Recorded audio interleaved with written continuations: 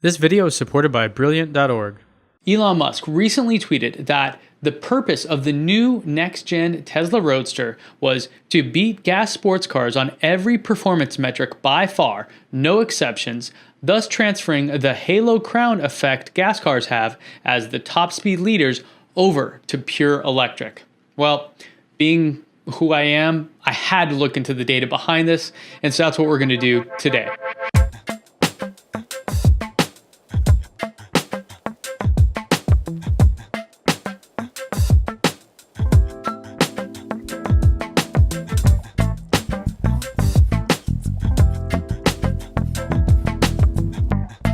Before we get into the details here, I thought it made sense to take a look at some of the different performance categories that we typically measure cars by so that we understand the meaning behind them and kind of how they're calculated. Now, the first thing to note is that all of these numbers that we talk about in terms of power are the peak numbers. It's actually a point in time where this number is at its highest, not the overall, not the average, not any of the more advanced ways we typically would measure something, but peak number. And this is kind of standard how the automotive industry has been looking at these things forever. Now, some of these numbers can be manipulated. Things like gear ratios, weight of the vehicle, and a lot of other little factors in how the cars are engineered can kind of inflate or deflate some of these numbers. But when it comes down to it, the time trials, the 0 to 60s, the 0 to 100s, the quarter mile time, that is where the rubber meets the road, quite literally. So we'll talk about the performance stuff, and then we'll talk about the actual results. First up, we have torque.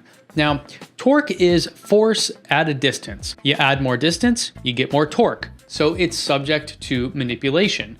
Now, there is a difference between engine torque and wheel torque as well. Sometimes you hear manufacturers quote the wheel torque, which is kind of a meaningless number unless you know the horsepower or the RPM at which that torque was measured. And when we talk about torque, we use the term pound-feet. That is the unit of measure. And that may seem odd, but what it literally means is that the torque, which is technically a twisting force, is measuring the amount of turning force applied to move 1 pound a distance of 1 foot around an axis at a radius of 1 foot.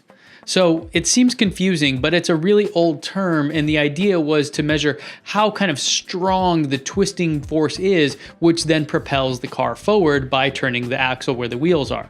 Now, of course, it's much more complicated than that, but I think it's not going to matter once we get into the actual results of how fast these cars really are. So the next category we look at typically when it comes to cars' performance is horsepower. Now, horsepower is kind of what it sounds like. It was originally coined by Thomas Savery in 1702 when he was referring to the amount of work a horse can do as a method to measure power. This, combined with the torque of the car and depending on things like the vehicle weight and gear ratio, represent the overall power. So if a car has 1,000 horsepower and 500 pound-feet of torque, it will be faster than a car with 500 horsepower and 1,000 pound-feet of torque, assuming all the other factors remain the same. Now, Jason Fenske over at Engineering Explained has a ton of videos breaking all these things down. So I'll link to a playlist that I've used to actually research this stuff and learn a lot about it. And as well as some of the ways that he looks at things and calculating a lot of these numbers specifically for the Tesla Roadster that we're looking at today. Okay, so those are the two basic things we look at when we're talking about the performance of a vehicle, horsepower and torque. Now, the ways we really measure that are top speed and time trials, 0 to 60 miles per hour, 0 to 100 miles per hour, and the quarter mile time. There are some other ones, but those are the most popular ones that you'll find online. So what I thought we would do is we would take a look at all the top cars in those categories and see how they stack up to the Tesla Next Gen Roadster. First, we have the Tesla Roadster, and this is the new version, not the original one, which is actually the first car the company made. Now, this is an upcoming all-electric, battery-powered, 4-seater sports car made by Tesla. The Tesla Roadster was unveiled in 2017 along with the semi-truck as sort of a surprise announcement in very dramatic Tesla Elon Musk fashion. Pre-orders of the next-gen Roadster began at that event in Fremont, California. Now there's also a Founders Series, which we're not going to look at today because we don't have the specs on it. However, Elon and other reports have said that it will actually beat all of the specs that we're going to look at today. Now that one is $250,000 and they're only making 1,000 of them. The next car on our list is the Bugatti Chiron. The Bugatti Chiron is a mid-engined two-seater sports car developed and manufactured in Molsheim, France by Bugatti as the successor to the Veyron. The Chiron was first shown at the Geneva Motor Show on March 1st of 2016. The car is based on the Bugatti Vision Gran Turismo concept car. Bugatti started making these in 2016 and they limited up to 500, and then they began making them again in 2018 for the Chiron Sport. This is a two-door coupe with an 8-liter quad-turbocharged W16 engine, 7-speed dual-clutch transmission, and a curb weight of 4,400 pounds. The next car on our list is the Porsche 918 Spyder. The Porsche 918 Spyder is a mid-engined plug-in hybrid sports car manufactured by German automobile manufacturer Porsche. The Spyder is powered by a naturally aspirated 4.6-liter V8 engine, with an additional 2 electric motors helping it reach some staggering performance numbers. It also includes a 6.8 kilowatt-hour lithium-ion battery pack that delivers an all-electric range of 12 miles or about 19 kilometers. Porsche started selling this in 2013 and ended it in 2015, making exactly 918 units. It is a 2-door Roadster and also has a 7-speed dual clutch transmission. And the last car in our showdown here is the Dodge Challenger SRT Demon. This is the more powerful wide body version of the Challenger. It debuted in the New York Auto Show in April of 2017. The Demon uses an all-new 6.2-liter V8 engine equipped with 2.7-liter supercharger, which puts out some insane numbers that we'll take a look at here in a minute. Now this is the cheapest car, which makes it really difficult to choose which one of these cars will be your next one. So for the first category, let's take a look at horsepower. Coming in with an insane amount is the new Tesla Roadster at 1,400 horsepower. Now the Bugatti Chiron comes in with the impressive 1,500, the Porsche 918 Spyder with 887, and the Dodge Demon with 840. But remember, horsepower isn't the only thing that leads to quick and fast vehicles. So here we have the Bugatti Chiron with the winner of this one category. Next, we have torque. Now this is one where these two numbers combined really tell the story of how fast this car is going to be and how well it's going to perform. You have the Tesla Roadster, which has an estimated 7,000 pound-feet of torque, which is an absolutely ridiculous number because we don't have the true details behind this. Tesla only lists 10,000 newton meters of torque, which is the wheel torque. So using some other assumed values, Jason over at Engineering Explained calculated that the engine torque would be 7,000 pound-feet. Of course, we'll have to see. Now, the Bugatti Chiron has 1180, again, a crazy number. The Porsche 918 Spyder 944, and the Dodge Demon 770. So the winner in this category is the Tesla Roadster, hands down. Now, when it comes to an actual time trial, a 0 to 60 is a popular measure.